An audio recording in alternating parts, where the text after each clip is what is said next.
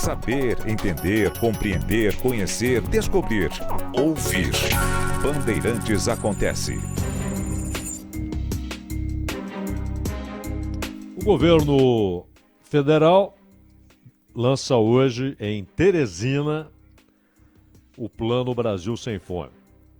Ainda não tem garantia orçamentária, ainda não se sabe de onde certamente virá o dinheiro, porque isso tem um custo considerável, mas a proposta é reduzir a quantidade de pessoas em situação grave de insegurança alimentar. E o nome do programa já traz ali, como foi com Fome Zero, né? Já traz um objetivo lançado lá para o futuro de um Brasil sem fome, não com pouca fome, sem fome, não com um número menor de famintos, subnutridos, desnutridos, desesperados, mas sem que isso ocorra em qualquer medida. E aí, claro, quando você estabelece um objetivo, principalmente público, isso deve exigir uma data de referência. Essa data de referência, o ano de referência, para ser preciso, 2030. É realizável? É realizável. Tá com cara de que será realizado? Não. Porque depende de uma série de coisas, inclusive da manutenção do programa num próximo governo, numa próxima administração. Hoje, o Inquérito Nacional sobre Segurança Alimentar, que é um eufemismo para fome, mas isso ainda no contexto da Covid-19, da pandemia. A Covid está aí, mas não a pandemia. No contexto da pandemia, mas, analisando o cenário de 22, com claras consequências da pandemia, óbvio, né? O número apontado por essa pesquisa, por esse inquérito, assim chamado, Inquérito Nacional sobre Segurança Alimentar, o número é impressionante, 33 milhões de brasileiros em situação de insegurança alimentar. Ou seja, ou passando fome, ou comendo muito menos do que o necessário, ou sem, pelo menos sem, garantia de que amanhã conseguirá comer como comeu hoje. Conseguirá alimentar a família, os filhos. Hoje foi possível, amanhã não sei. Daqui a uma semana não sei. Isso é insegurança. Mas basicamente a questão é fome. Porque ainda que o sujeito saiba que amanhã será possível, ele não tem a menor garantia de como será no outro mês, daqui a 3 meses. O problema é permanente. E alguns estão nessa faixa, comeram, mas não sabem até quando. Outros comeram muito menos do que é necessário para ter saúde, para sustentar o organismo, para sustentar o corpo, para conseguir trabalhar, estudar, fazer tudo que é necessário. E outros passam fome. Comem um dia, não comem 3. Nós ouvimos aqui, nosso grande amigo Josino foi o repórter na ocasião, conversando com um morador em São Paulo. E olha que São Paulo você tem algumas possibilidades que não são encontradas em várias cidades. São Paulo, Rio, Belo Horizonte, Porto Alegre, Recife, Fortaleza, as grandes cidades, Campinas. Você tem, geralmente, algum socorro público, alguma refeição. No entanto, em São Paulo, no centro de São Paulo, o Josino ouviu do sujeito trabalhando. O cara estava na rua vendendo coisa, estava lá deitado, olhando para o céu. Já ficou quanto tempo? 3 dias sem comer. Não tinha comida. Não tinha dinheiro para comprar, não tinha comida, não tinha nada. Aí vem a pesquisa douradora de pílulas e fala, esse sujeito trabalha para alguém? Não, ele trabalha. Não tem patrão, não tem patrão. Ele é um empreendedor. E prevê esse programa que haja um trabalho conjunto de vários ministérios.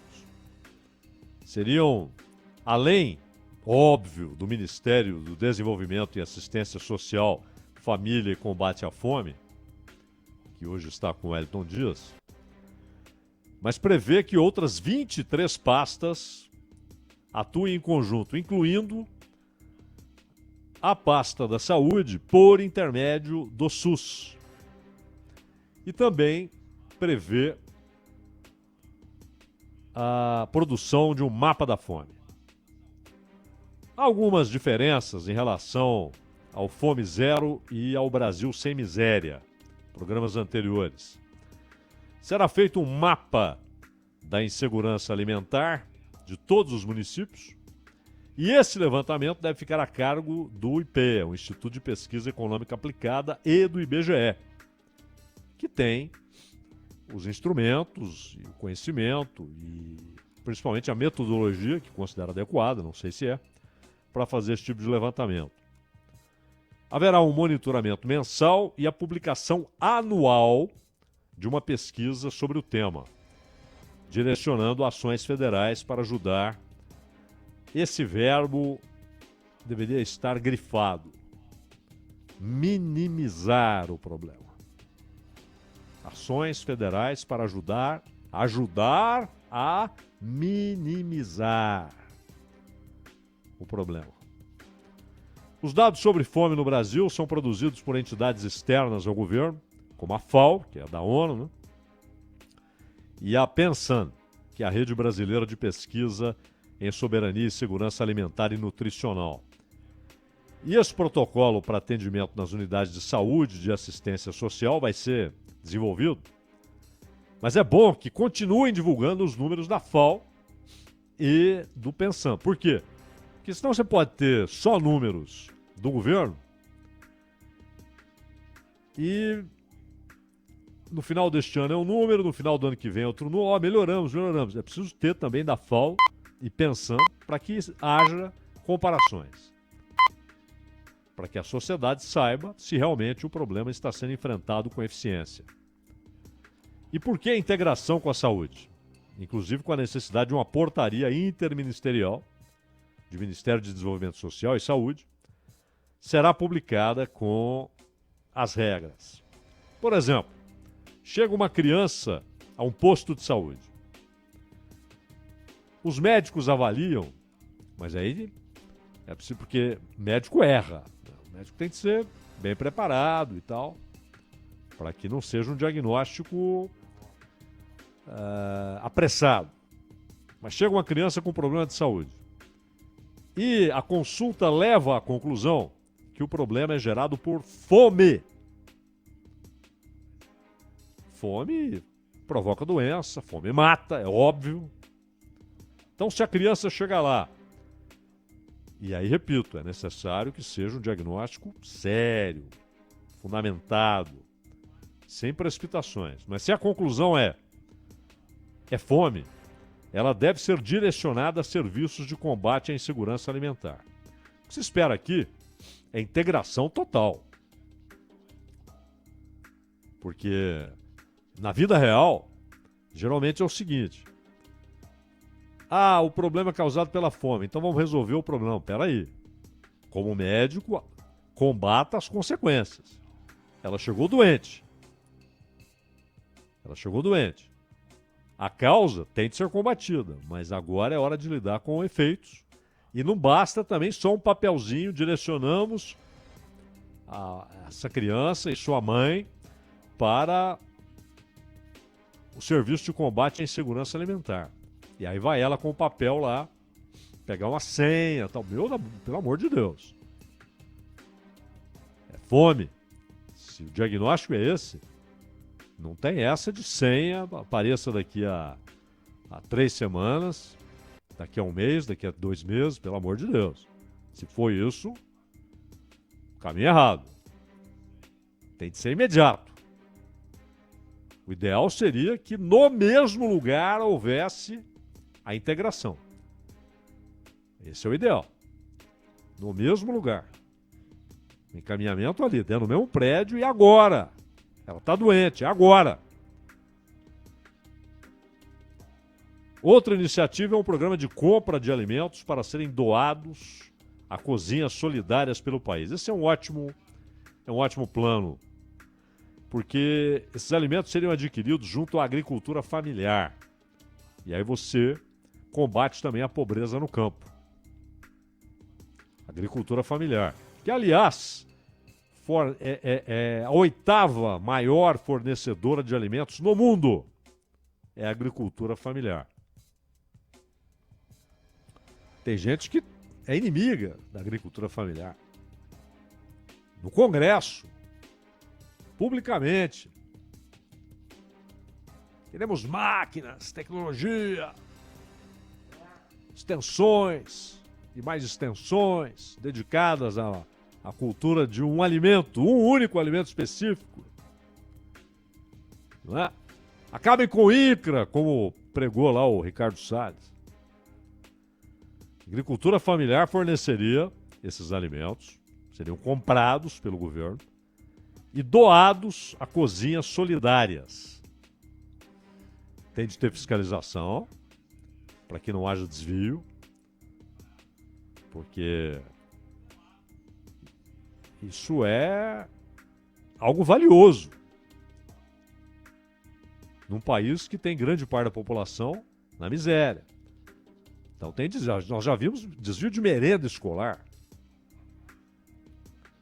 O negócio tinha que estar na escola e estava no mercado, lá, supermercado, seja lá o que for, sendo vendido. É preciso ter fiscalização. O governo também vai realizar caravanas com visitas a estados e, claro, algumas cidades-chave nas regiões que mais sofrem com a fome, para fazer acordos com prefeitos e governadores. Isso é fundamental. Isso é fundamental. Prefeitura, governador, claro, mas prefeitura tem de estar envolvida nesse tipo de projeto. E aí, claro, como os recursos saem da União, majoritariamente, a União tem o direito de fiscalizar se também ali no município não há desvio, ou não há associação de liberação de comida com voto, com promessa de voto. Tem de fiscalizar. Com o rigor que os recursos públicos exigem. Tem data para início? Não. Valor de quanto vai custar? Não. Tem um plano, que tem coisas boas e tem algumas que serão ótimas se bem executadas. É o caso lá do, essa criança está com problema porque está com fome, vamos resolver agora a consequência e agora a causa. Vamos começar a enfrentar a causa agora. Não é daqui a 1 mês. Não é papelzinho, senha na mão, não. É já. O papel desse plano é reafirmar que a fome é uma questão prioritária e é preciso trabalhar de forma integrada. Veio inspirado no Brasil Sem Miséria e no Fome Zero. Fome Zero é uma referência ao Betinho, né? Irmão do Enfio, que foi, me lembro disso nos anos 80, ridicularizado por parte da imprensa, por políticos, por editorialistas, ridicularizado. O sujeito percorria o país para enfrentar a fome. Iniciativa pessoal. Mas enfrentar a fome implica denunciar as causas da fome. E era isso que incomodava. Não era, se tivesse um sujeito bonzinho, preocupado que as pessoas estão com fome, não. A denúncia das causas é que incomodava. E o conjunto do valor total do plano ainda não vai ser informado, porque depende de uma série de coisas, né? Estão enviando a lei orçamentária, hoje é o prazo, né? Estão entregando lá Tebet, Haddad. A previsão de 80 ações e programas, são 24 ministérios compondo a Câmara Interministerial de Segurança Alimentar e Nutricional. A base principal de dados será o Cadastro Único do Governo Federal, que hoje tem mais de 30 milhões de famílias inscritas. O plano prevê ações em 3 eixos: garantia de acesso à renda, ao trabalho e à cidadania, ações para uma alimentação adequada e saudável, da produção ao consumo. Isso aqui é compromisso sério. Não adianta só pôr no papel. Isso aqui não é fácil. Mas como é bom, é uma boa meta, que lutem por ela, pela execução. Mobilização para combate à fome, incluindo outros poderes. Mas o que é ótimo, ações para uma alimentação adequada e saudável, não é mandar bolachinha. Da produção ao consumo. E aí entra a agricultura familiar. E o plano prevê ações em 3 eixos: garantia de acesso à renda, ao trabalho e à cidadania. Isso aqui está na Constituição, aliás. Desrespeitada dia após dia, pela realidade. Metas: reduzir ano a ano as taxas totais de pobreza, reduzir a menos de 5% o percentual de domicílios em insegurança alimentar grave e tirar o Brasil do mapa da fome até 2030. Aumento da renda disponível para comprar alimentos, inclusão em políticas de proteção social, ampliação da produção e do acesso a alimentos saudáveis e sustentáveis, informação e mobilização da sociedade, de outros poderes, judiciário, legislativo e de outros entes federativos. Senão não funciona. Se não tiver governador e principalmente prefeito envolvido com seriedade, não funciona. Mas basicamente, esse é um projeto de socorro. Isso não é um projeto de solução. Porque a população continuará crescendo, mais gente será tirada na miséria, mais gente será tirada na pobreza. E a desigualdade crescerá, porque nós temos as causas mantidas. Então os efeitos continuarão e serão mais intensos e mais largos. Não há dúvida. E você sabe que também não adianta só dizer, tá bom, vamos gerar emprego, trabalho, renda. Isso é fundamental. As pessoas terem trabalho, terem renda. Isso é fundamental. Porém, o trabalho, ele normalmente, conceitualmente, ele é transformador. Ele transforma bens naturais em riqueza para os homens. O trabalho é essencial na produção de riqueza. Mas a força de trabalho é tratada como indispensável ali, mas a partir do momento que eu tenho uma máquina para pôr no lugar, eu ponho a máquina, que não fica doente, às vezes pifa, mas não reclama. A produção em série garante substituição barata. Enquanto eu precisar de gente, a gente que vai receber o essencial para comer e para reproduzir, para que haja sempre força de trabalho. Então o trabalho, que conceitualmente é gerador de riqueza, ele foi transformado em gerador de miséria pelas relações de produção. Não adianta também aquela ideia do Mangabeira Unger, né? De você ter fundos investidores escolhendo os mais aptos para que eles sejam temporariamente donos dos meios de produção, o aluguel dos meios de produção. Não é a solução. Não é a solução. E o PIB precisa crescer, claro, do Brasil 5%, 7% ao ano para gerar emprego, melhorar o nível de salário. Tudo isso é verdade. Mas as causas permanecerão lá. Por exemplo, estava olhando aqui os números do Gabão. O Gabão teve uma tomada de poder. Eu espero que seja uma revolução, não seja só um golpe banal, mantendo tudo como está.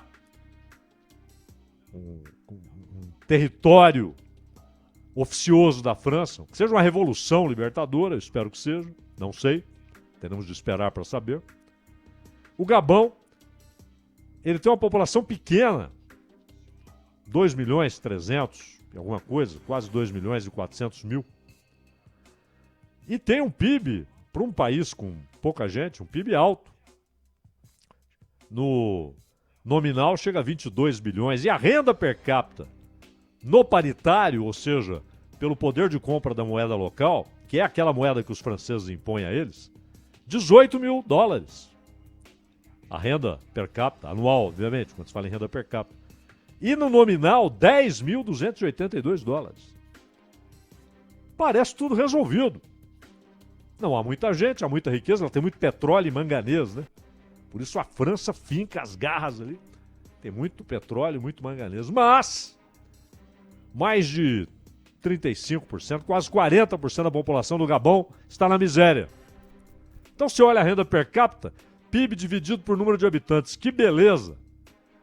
Quase 40% na miséria. Então não é só crescer PIB, não é só aumentar o nível salarial, isso é fundamental. O salário no Brasil é uma vergonha, tem de melhorar a média salarial, subir o salário mínimo. E isso depende de geração de emprego, de investimentos, de desenvolvimento, tudo isso. Mas as causas continuarão aí, num cenário ou no outro. E elas é que têm de ser atacadas. Ronald. Bandeirantes Acontece tem aqui o tema de abertura, o podcast Entendendo a Notícia. Daqui a pouco já disponibilizado para você. Estará em todas as nossas redes, nos agregadores de podcast também. Daqui a pouquinho tem o Milton Neves aqui. Rede Bandeirantes de Rádio.